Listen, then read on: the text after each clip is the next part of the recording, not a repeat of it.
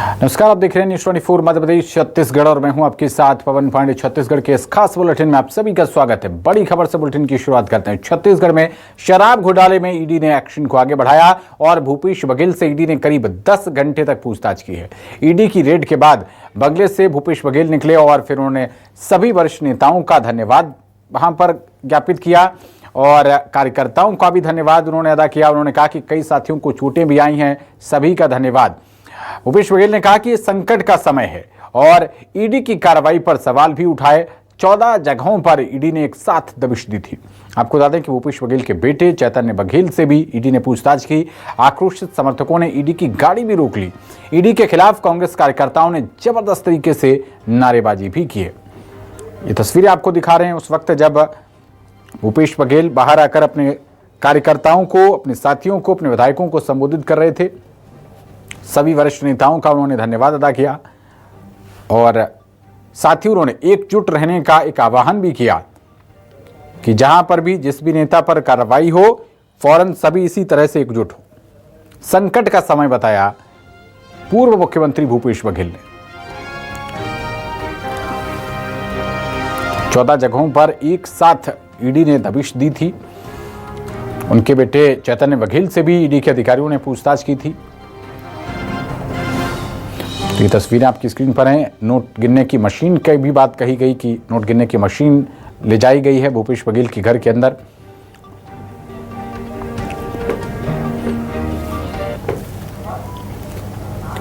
और ये तस्वीरें आपको दिखा रहे हैं जो भूपेश बघेल के घर पर नोट गिनने की मशीन गई है।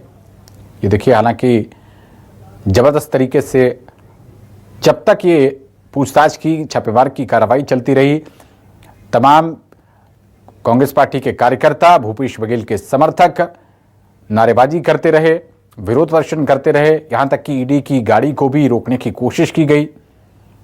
हल्का सा बल भी प्रयोग किया गया, फिर पुलिस के द्वारा लोगों को हटाया गया। तब जाकर ईडी के अधिकारी वहां से निकले। मनी लॉन्ड्रिंग मामले में कार्रवाई हुई है। 10 घंटे तक ईडी ने पूछताछ की। भूपेश बघेल ने कहा कि हालांकि उनसे सिर्फ संपत्ति पूछी गई कि किस व्यक्ति के नाम पर कितनी संपत्ति है, किसके पास कितने रुपए हैं। और छापामार कार्रवाई के दौरान की आपको तस्वीरें हम लगातार दिखा रहे हैं। अलग अलग वक्त की ये तस्वीरें हैं और कार्यकर्ता ढोल नगाड़े बजाकर भी विरोध प्रदर्शन करते हुए नजर आए। बड़ी संख्या में महिलाएं भी भूपेश बघेल के आवास पर इकट्ठा हो गई थीं। तो मशीन और दस्तावेज लेकर टीम निकल गई है।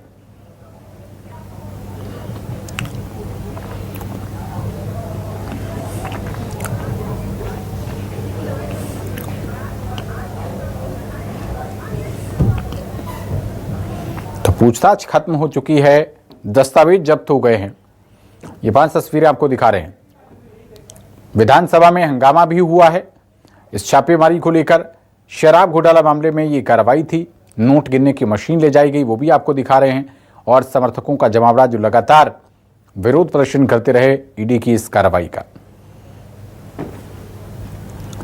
भूपेश बघेल ने कहा कि जैसे ही सुबह सुबह वो चाय पी रहे थे, अखबार पढ़ रहे थे, उसी वक्त ईडी के अधिकारी पहुंचे तो उन्होंने कहा कि आइए, मैं तो आपका 2-3 साल से इंतजार कर रहा था। तो इसी को लेकर जबरदस्त हंगामा हुआ विधानसभा के अंदर भी और सड़कों पर भी। कांग्रेस पार्टी के तमाम कार्यकर्ताओं ने पुतले भी फूंके।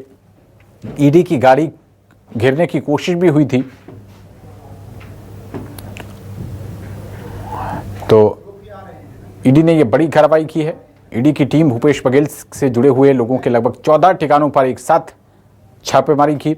ईडी ने पूर्व सीएम के साथ उनके बेटे चैतन्य बघेल के घर पर भी छापा मारा। आपको बता दें कि पूर्व सीएम बघेल के भिलाई के पदम नगर स्थित घर पर यह छापेमारी हुई और इस दौरान ईडी की कार्रवाई का कांग्रेस के कार्यकर्ताओं ने विरोध भी किया। कई कार्यकर्ता भूपेश बघेल के घर पहुंचकर अंदर चले गए और नारेबाजी करते हुए उन्होंने ईडी का पुतला भी फूंका।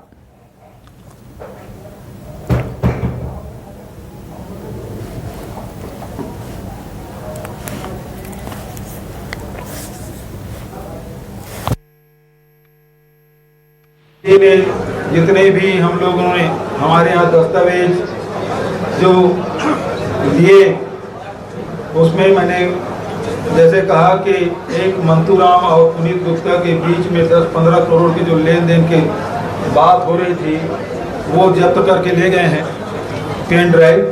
और दूसरा अफसाक सिंह के नाम से जो सेलेक्ट कंपनी था और उसमें 10 रुपये शेयर में करोड़ों उसमें कंपनी खड़ा किया था, वो पूरी कंपनी की कापी पड़ी हुई थी।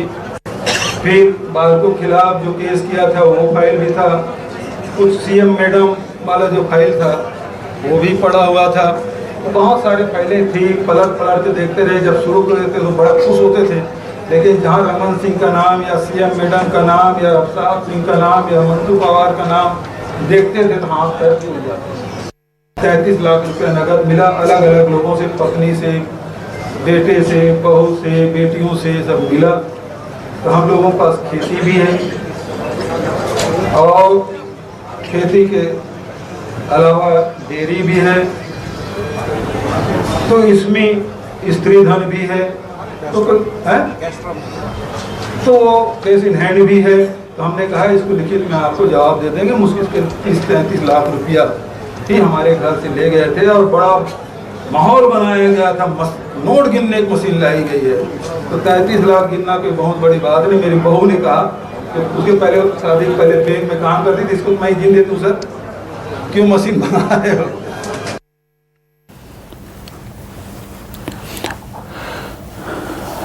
और ज्यादा जानकारी के साथ हमारे संवाददाता शिवम मिश्रा जुड़ रहे हैं। शिवम, पूछताछ खत्म हो गई है, दस्तावेज जब्त हुए हैं और राजनीतिक विद्वेष का आरोप तो लगाया ही भूपेश बघेल ने। उन्होंने कहा कि मात्र 33 लाख रुपए मिले और उसके लिए नोट गिनने की मशीन लाई गई। एक तरीके से दुष्प्रचार किया गया है उनके खिलाफ। शिवम, बिल्कुल, देखिए मैं आपको पूरी ईडी की कार्रवाई और आज पूरे दिन भर का घटनाक्रम एक एक करके पूरे सिलसिलेवार तरीके से समझाऊंगा। बिल्कुल, इस तरीके से देखने को मिला कि आज सुबह 7:30 बजे से छत्तीसगढ़ के पूर्व मुख्यमंत्री और एआईसीसी के महासचिव भूपेश बघेल के घर ईडी की टीम पहुंचती है, जिसमें 12 अधिकारी, सीएफ के जवान और कुछ उनके सहयोगी भी ईडी के टीम के रहते हैं और करीबन 11 घंटे तक ये पूछताछ चलती है। और 6:30 बजे के आसपास छत्तीसगढ़ के पूर्व मुख्यमंत्री भूपेश बघेल अपने बंगले से बाहर निकलते हैं और इस वक्त तक कार्रवाई चल रही होती है। इस बीच पूरे दिन भर में पूरी राजनीतिक माहौल जो है वो देखने को मिला। पूरे छत्तीसगढ़ में जो है सदन की कार्रवाई भी चल रही थी और उसमें से कांग्रेस के जो विधायक है वो वॉकआउट करते हुए सभी विधायक एकजुट होकर के आज भूपेश बघेल के निवास उनसे मुलाकात करने के लिए पहुंचे हुए थे। जब भूपेश बघेल बाहर आए अपने बंगले से तो उन्होंने इस बात को बताया मीडिया से मुखातिब होते हुए कि ईडी के अधिकारियों ने जो है उनके घर पहुंचे और उनसे पूछताछ की और इस दौरान उनके कई दस्तावेजों को खंगाले गए। जो उनके घर का 2 अलग अलग पार्ट था, 2 अलग अलग क्वार्टर थे, जिसमें से एक क्वार्टर के लिए ही बस जो है सर्चिंग वारंट लाया गया था, जहां पर सर्चिंग की गई। तमाम बेड्स, सोफे, अलमारीज और तमाम जगहों को जो है ईडी की टीम के द्वारा सर्चिंग की गई, लेकिन वहां से भी कोई महत्वपूर्ण चीजें उनके हाथ लगी नहीं। हाँ, हाथ लगा 33 लाख रुपए नगद रकम, जिसको गिनने के लिए आज जो है मशीन भी मंगवाई गई थी, वो गिनी गई और उस 33 लाख रुपए नगद रकम को भूपेश बघेल के घर से ईडी की टीम ने जब्ती करके अपने साथ ले गई।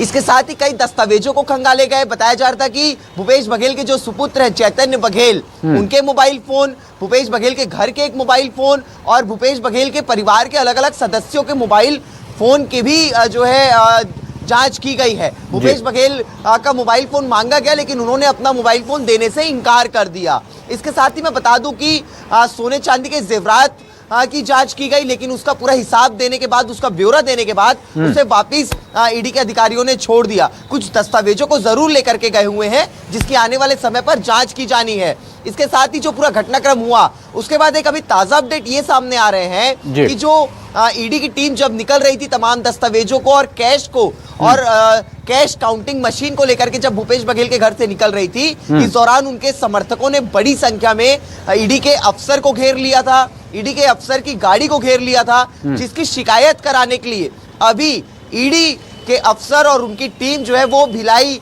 के थाने पहुंची हुई है। तो ये पूरा दिन भर का घटनाक्रम था। जो है मुख्यमंत्री विष्णुदेव साय ने इस बात को कहा कि जो पिछले 5 साल में पूर्ववर्ती सरकार ने भ्रष्टाचार किए हैं, जो गड़बड़ियां की गई है, उन गड़बड़ियों की जांच की जा रही है इन सेंट्रल एजेंसियों के द्वारा।